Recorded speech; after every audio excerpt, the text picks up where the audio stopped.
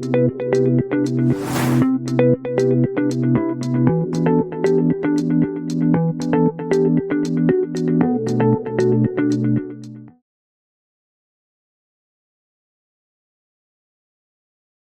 know that weird paradox, right?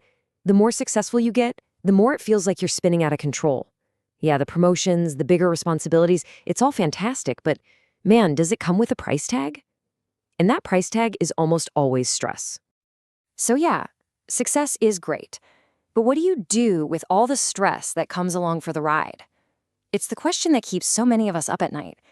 How do you handle all that pressure without completely burning out?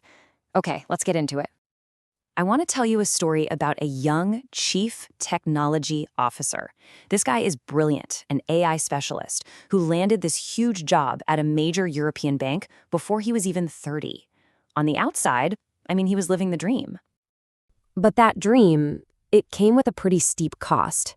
See, under the surface of all that incredible success, there was a huge problem brewing. And it's one that I think a lot of us are going to find pretty familiar. Look at this on paper. Killer job, recently married, amazing career ahead of him. But behind the scenes, work was just always there. It followed him home, the weight of it all, the expectations, the new challenges. It was leaving him completely restless and anxious. So eventually, he just went to his mentor and asked this really simple but powerful question. How do I cope with this? And that question right there is the entire reason we're talking about this today. His struggle is, it's pretty much a universal one for anyone in a leadership role. So the first piece of advice he got was all about a critical mindset shift. It's about getting real about the difference between the perfect world we think we should have and the messy, complicated one we actually live in. We all love this idea, right? The fantasy of a mental off switch. You clock out at 6 p.m., you flip the switch, and boom, you're in home mode. But the reality, especially if you're a leader, an innovator, a creator, your brain is always working. It's always processing, planning, and solving problems in the background. That switch just doesn't exist. You know that old saying, what cannot be cured must be endured? It basically suggests that if you can't fix something, you just have to grit your teeth and suffer through it. And honestly, that's how a lot of people deal with stress. But that's only half the picture. And here it is. This is the big shift in thinking. The goal isn't just to endure the pressure, to survive it. The goal is to master it. We're talking about moving from just putting up with stress to actually conquering it. And that, my friends, is what separates the good from the truly great. Okay, so how do you actually do that? How do you make that jump from endurance to mastery? Well, it comes down to a really practical toolkit, 4 key strategies you can start putting into play pretty much right away. So here's the game plan. First, you've got to master your time. Second, you have to prioritize what actually matters. Third, you've got to learn to delegate. And in doing so, develop your team. And finally, number 4, you have to learn how to embrace stress instead of just running away from it.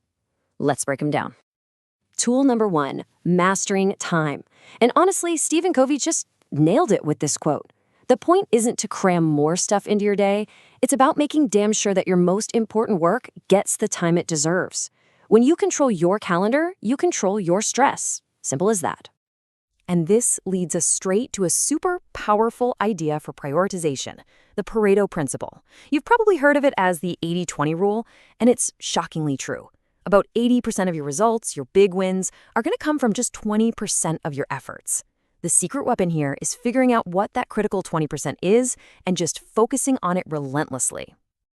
So, how do you find that magic 20%? Well, here's a simple way to think about it. Break your work into 3 buckets. A tasks, these are the big, strategic, high-impact things. That's where you need to focus. B tasks are important, sure, but you can delegate them with a little oversight. And C tasks, the routine operational stuff, delegate it completely. Empower your team to handle it. At the end of the day, this whole framework is really about one thing, learning to prioritize. And Warren Buffett said it best, the most successful people say no to almost everything. You have to understand, saying no isn't being difficult, it's being strategic. It's how you protect your time and your energy for the A tasks that are actually going to move the needle. Now let's talk about delegation, because so many leaders get this wrong. They see it as just dumping work on someone else's plate, but that's not it at all. The real magic of delegation is about developing your people. It's an act of trust, of empowerment. It builds morale, and you know what? It often sparks incredible innovation. The legendary CEO Jack Welch put it perfectly. Early in your career, success is all about your own growth. But once you become a leader, success is measured by the growth of your team.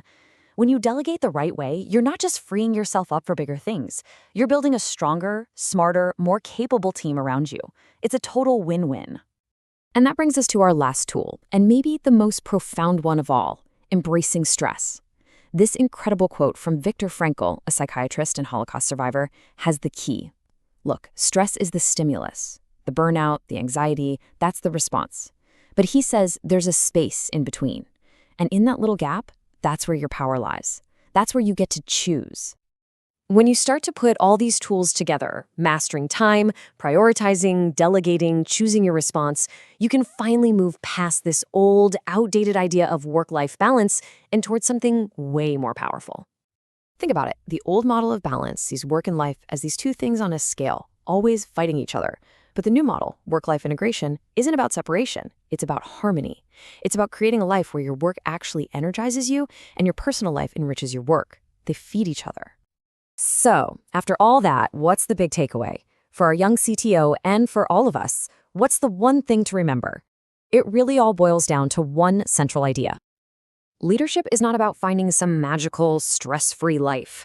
Come on, that's a total fantasy. It's about building the resilience, the mindset, and the systems to thrive because of the pressure, not in spite of it. It's about learning to dance with the chaos. Because at the end of the day, great leadership isn't really about mastering a market or a technology or a financial model. Before you can ever hope to effectively lead a team, a department, or a company, you have to first master yourself, your time, your priorities, and your own mind.